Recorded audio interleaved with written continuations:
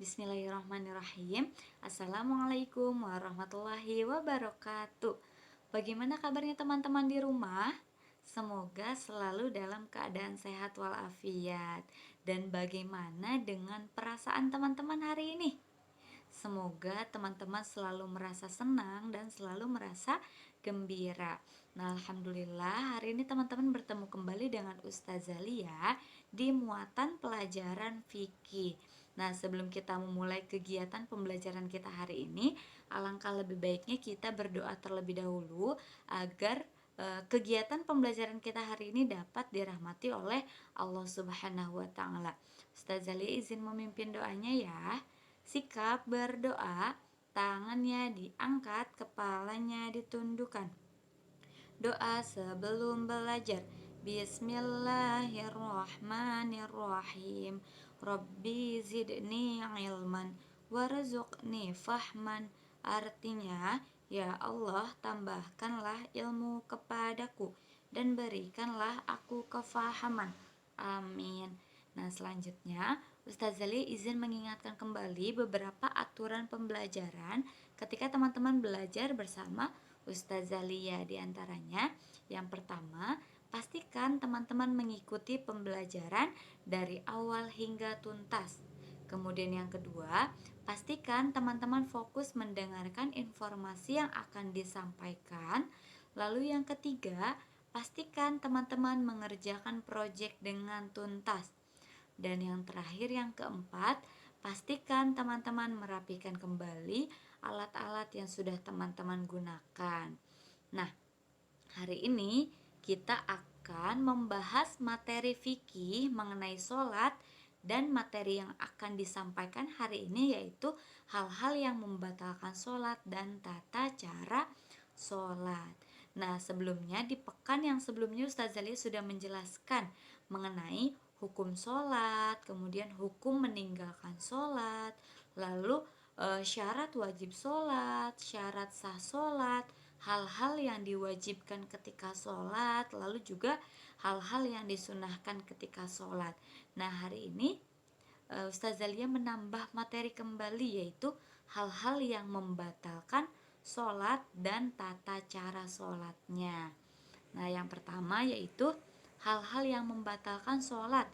Ada 6 hal-hal yang membatalkan sholat. Apa saja? Yang pertama yaitu hal-hal yang membatalkan wudhu. Jadi, perkara yang membatalkan wudhu itu sudah pasti membatalkan sholat. Jika wudhunya batal, maka sholatnya pun batal. Nah, apa saja hal-hal yang membatalkan wudhu? Nah, sebelumnya Ustazah Lia sudah pernah menjelaskan apa saja yang membatalkan wudhu. Namun Ustazah Lia izin menyebutkan kembali, yaitu keluar sesuatu dari 2 lubang. Nah, baik itu ketika teman-teman buang air kecil, buang air besar, ataupun ketika teman-teman membuang gas. Nah, jika teman-teman melakukan 3 hal itu, maka itu artinya teman-teman membatalkan wudhu, dan artinya juga teman-teman membatalkan sholatnya. Selain itu, tidur pulas, hilang akal, dan makan daging unta. Selanjutnya, hal-hal yang membatalkan sholat yang kedua yaitu makan dan minum. Nah, jika teman-teman makan dan minum ketika teman-teman sholat, itu akan membatalkan sholat teman-teman. Lalu juga ada tertawa yang ketiga. Nah, jika teman-teman tertawa ketika sholat, apalagi hingga terbahak-bahak, maka itu akan membatalkan sholat teman-teman. Lalu yang keempat, bicara saat sholat. Nah, di sini ada hadis yang menjelaskan.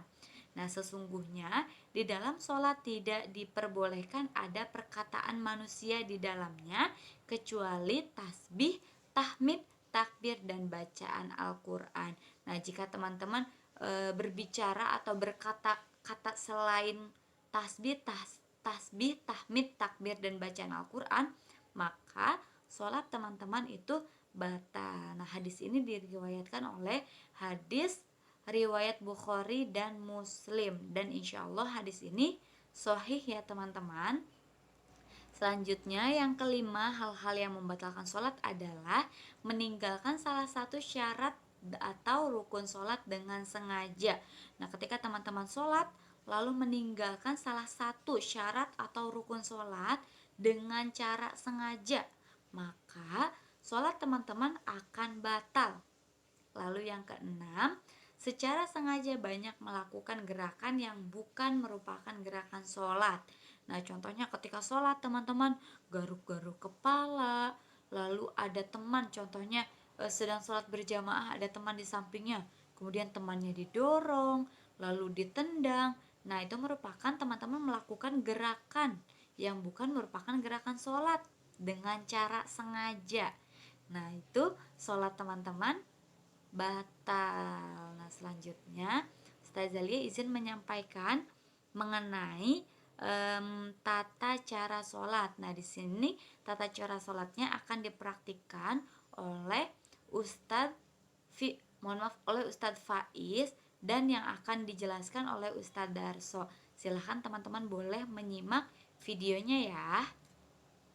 Assalamualaikum warahmatullahi wabarakatuh. Alhamdulillah pada pagi hari ini kita akan mencontohkan tentang bagaimana adab sholat menurut Rasulullah Shallallahu Alaihi Wasallam. Kita mulai saja, tidak panjang dan lebar. Yang pertama adalah mengucapkan takbir. Mengucapkan takbir ini disunahkan bersamaan dengan ketika mengangkat tangan. Mengangkat tangan sendiri ada dua cara. Yang pertama sejajar dengan bahu. Allahu Akbar. Kemudian tangan mengepal di pergelangan tangan. Kemudian cara yang kedua, sejajar dengan daun telinga. Allahu Akbar. Kemudian tangan mengepal di pergelangan tangan kiri, tangan kanan di atas tangan kiri. Kemudian setelah itu membaca Al-Fatihah, kemudian mengucapkan amin, lalu membaca surat di rakaat yang pertama dan rakaat yang kedua. Lalu setelah itu ruku, dan cara ruku adalah seperti ini.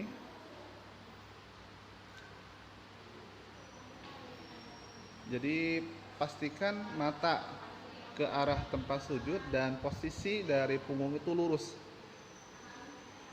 Kemudian bangkit dari ruku, i'tidal, sami Allahu liman hamidah, Rabbana walakal hamd. Kemudian sujud, Allahu Akbar.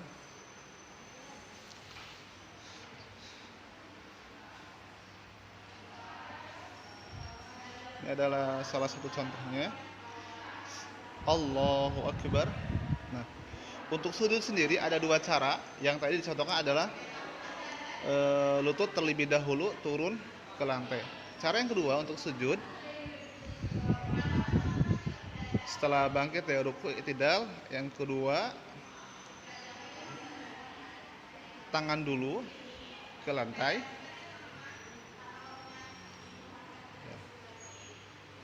Baru kemudian kaki mengikuti. Ini cara sujud yang kedua. Allahu Akbar. Kemudian duduk di antara kemudian sujud kembali. Allahu Akbar. Kemudian tahiyatul awal, cara duduknya teman-teman bisa perhatikan seperti apa cara duduknya. Untuk kaki bisa diperhatikan kurang lebih seperti ini. Beda dengan tasyahud akhir. Kita lihat tasyahud akhir seperti apa. Ya, dirubah posisi.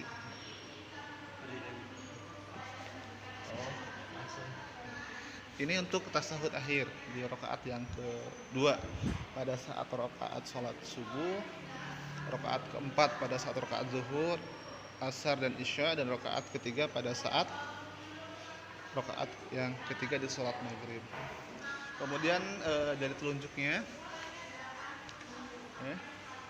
posisinya kurang lebih seperti itu. Mata tetap mengarah ke tempat sujud.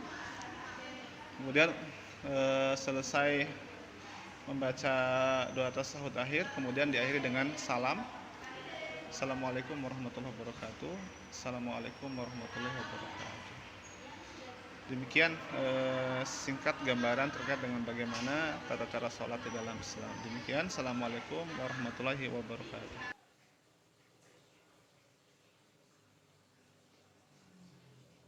Nah, bagaimana teman-teman?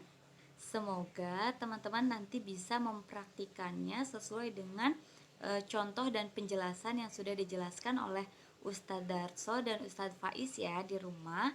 Nah, selanjutnya Ustadz Zalia izin menginformasikan proyek kita hari ini, yaitu proyeknya teman-teman silahkan membuat video praktek sholat sesuai dengan materi yang sudah dijelaskan dan yang sudah dicontohkan tadi. Nah, mungkin cukup sekian yang dapat Ustadz Zalia sampaikan. Nah, kita tutup kegiatan pembelajaran kita hari ini dengan membaca hamdalah bersama-sama. Alhamdulillahirabbil alamin. Segala puji bagi Allah, Tuhan semesta alam. Amin. Terima kasih teman-teman sudah mendengarkan informasi yang disampaikan hari ini. Ustazah Zalia izin tutup. Wassalamualaikum warahmatullahi wabarakatuh.